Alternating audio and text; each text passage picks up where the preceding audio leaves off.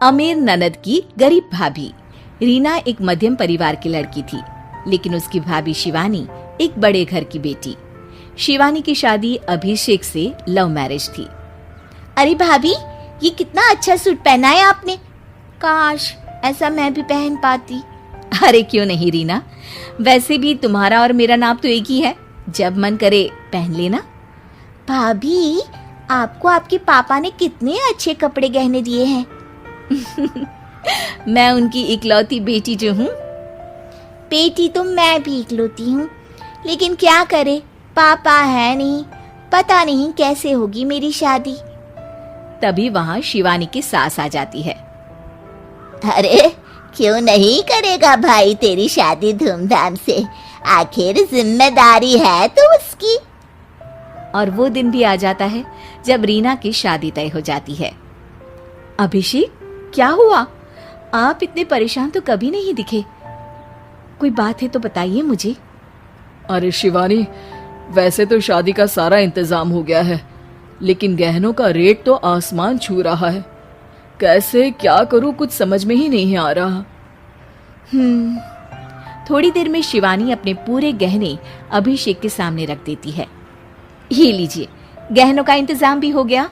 अरे नहीं नहीं शिवानी, मैं ये गहने किसी हालत में भी नहीं ले सकता। ये तुम्हारे पिता ने तुम्हें दिया था, और तुम हो कि। तभी वहाँ सास आ जाती है। अरे तो क्या हुआ, इसकी तो हो गई ना शादी, अब किसे दिखाने हैं इसने गहने। सास गहनों का डिब्बा शिवानी के हाथ से लेकर वहां से चली जाती है। रीना की शादी धूमधाम से होती है और अब वो बड़े घर की बहू बन जाती है। वहीं रीना की शादी के बाद शिवानी और अभिषेक उसकी शादी के कर्जों से डूब जाते हैं। मैं सोच रही हूँ नौकरी करनी शुरू कर दूं, वैसे भी पढ़ी लिखी हूँ, आपकी थोड़ी मदद भी हो जाएगी। वैसे शिवानी, कुछ दिन कर लो तो अच्छा ही होगा, क्योंकि जरूरत भी है। अब शिवानी भी नौकरी करने लगती है और घर खर्चे में अभिषेक का हाथ बटाती है। एक दिन शिवानी, रीना का फोन आया था, कह रही थी कि आने वाले त्योहार में उसके ससुराल जाना है। ठीक है माँ। अरे ठीक तो है, लेकिन एक काम कर लेना, उसके सास ससुर से लेकर पूरे खानदान के कपड़े मिठाइयाँ सब ले आना, और हो सके तो रीना के लिए छोटे से कान में पहनने के बूंदे भी। और क्या है ना, शादी में उसे सारी बड़ी बड़ी कान की ज्वेलरी दी थी, घर में पहनने के लिए तो उसके पास कुछ भी नहीं है। शिवानी सोच में पड़ जाती है कि वो क्या करे, क्योंकि कर्जों और घर के खर्चों के बाद तो पैसे बचते ही नहीं थे। शिवानी फिर अपने पिता को फोन करती है और उनसे पैसे मांगती है। देखो शिवानी, मैंने तुम्हें शादी के वक्त ही मना किया था कि ऐसे घर में शादी करनी ही नहीं चाहिए। अरे अभिषेक को शर्म आनी चाहिए जो ससुराल से पैसे मंगवा रहा है। शिवानी को पिता की बात पर गुस्सा आ जाता है। आप मेरे पिताजी हैं और मैं परेशान थी, इसलिए आपसे मदद की उम्मीद की पापा। अभिषेक को तो पता भी नहीं है कि मैंने आपसे पैसे मांगे हैं।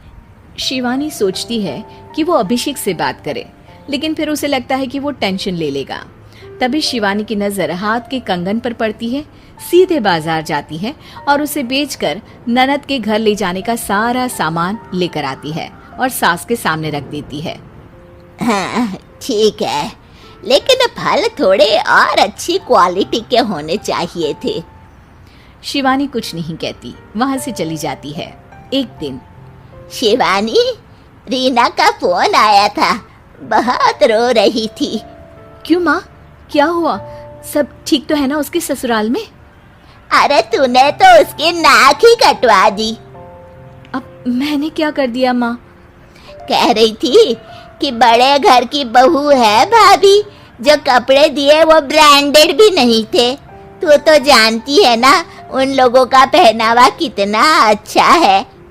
तू तो मेरी बेटी का भला कभी सोचती नहीं। हाय भगवान, अरे बड़े घर की बहू है, इसी बात की जलन है ना तुझे, लेकिन याद रख मेरी बेटी का सोचने के लिए भगवान है, तुम लोग कभी उसका बुरा नहीं कर पाओगे। अब शिवानी के मन में सवाल था कि क्या ईश्वर सिर्फ रीना के साथ है, उसके साथ नहीं। लेकिन उसे सुकून था कि वो अभिषेक के साथ उसकी जिम्मेदारियों को निभाने में बराबरी की हकदार है। शिवानी वहां से चली जाती है। वो सास से कुछ नहीं कहती, क्योंकि अमीर घर की बहू बनकर रीना को भले ही सुकून ना हो, लेकिन गरीब घर की बहू बनकर शिवानी खुश है, क्योंकि खुशी पैसों से नहीं परिस्थितियों पर निर्भर करती है।